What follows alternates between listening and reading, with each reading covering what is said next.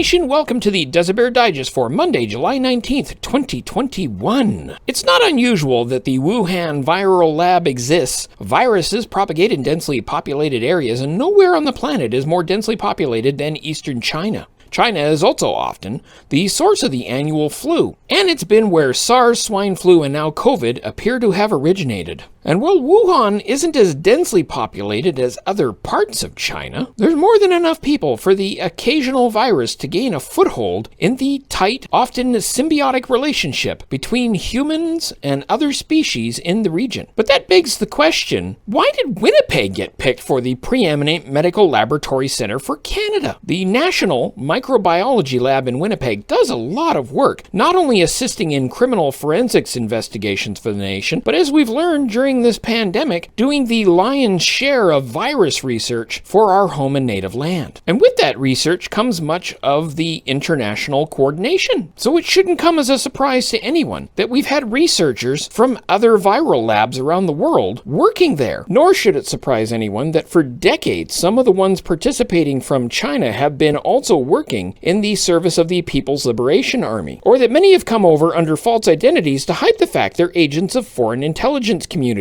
But if the Winnipeg lab has anything in it that's as or more dangerous than what China would find in the Wuhan lab, then the concern we should have isn't whether Chinese agents have been working at Canadian labs for decades, or whether they've taken intellectual property or whatever from that lab. The question of concern is, why does a Canadian lab have anything worse than what Wuhan would have, and what the heck was it doing in Canada in the first place? I mean, do we really need to risk a pandemic created by something called the Winnipeg flu? Just that name sense chills up my spine.